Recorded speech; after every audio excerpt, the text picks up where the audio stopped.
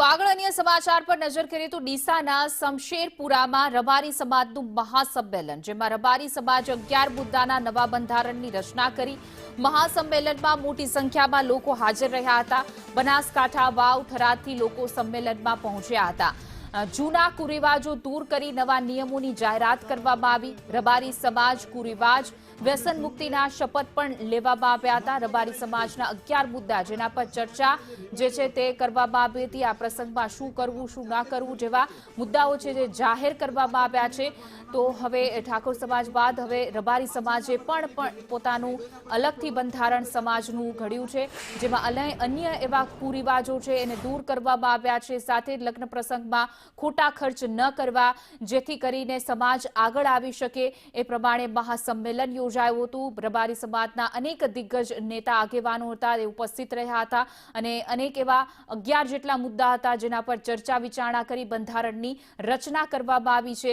ત્યારે જન્મ પ્રસંગ હોય કે સગાઈ પ્રસંગ હોય, લગ્ન પ્રસંગ હોય, મામેરું જેવા અનેક એવા જે સમાજમાં જે પ્રસંગો હોય છે એમાં કઈ કઈ બાબતોનું ખાસ ધ્યાન રાખવું અને મોટા તાઇફા ન કરવામાં આવે, જેથી કરીને સમાજ જે ખોટી રીતે પૈસાનો વેડફાટ થાય અને અન્ય સમાજ શિક્ષણ તબક્કે આગળ વધે એ પ્રકારના પ્રયાસ કરવા માટે અલગ બંધારણની રચના કરવામાં આવી છે.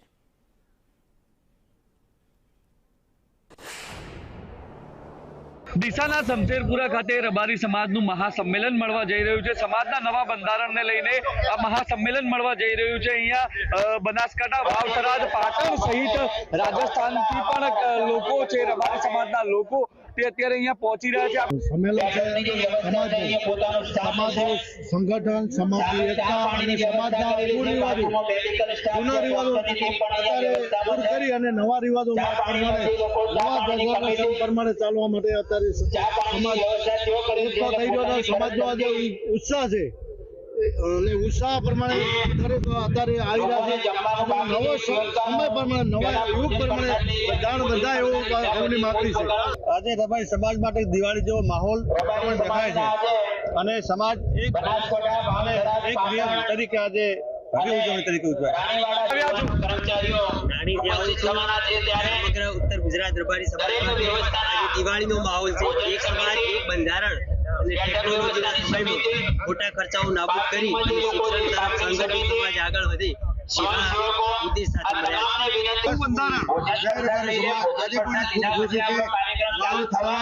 અને પાટણ સમસ્ત રબારી સમાજનો મહાસંમેલન યોજવા જઈ રહ્યું છે. એના માટે ખૂબ અમને ખુશી છે. સમાજ શિક્ષિત બને, સમાજ બહુ આગળ વધે એવો પણ અમને આગ્રહ છે. ધવલ જોશી, સંદેશ ન્યૂઝ, ડીસા, બનાસકાંઠા. મહાસંમેલન થવા જઈ રહ્યું છે. આજે અમને સર્વ બહેનોને ખૂબ જ અંદરથી આનંદ છે. અમે અમારા ભાઈઓનો આભાર વ્યક્ત કરીએ છીએ અને એ લોકો જે પણ બંધારણના નવા નિયમો અમલમાં મૂકશે, અમારા બાળકોના ઉજ્જવળ ભવિષ્ય માટે અમે બહેનો પણ એ નિયમોનું સંપૂર્ણપણે પાલન કરીશું. બીજા બહેનોને પણ આ નિયમોનું પાલન કરવા માટે અમે આહવાન કરીએ છીએ. અમારા સમાજના વિકાસ માટે ભાઈઓ જ નહીં પણ અમે બહેનો પણ આગળ વધી અને એમને સાથ અને સહકાર પૂરો પાડવાનો વિશ્વાસ આપીએ છીએ.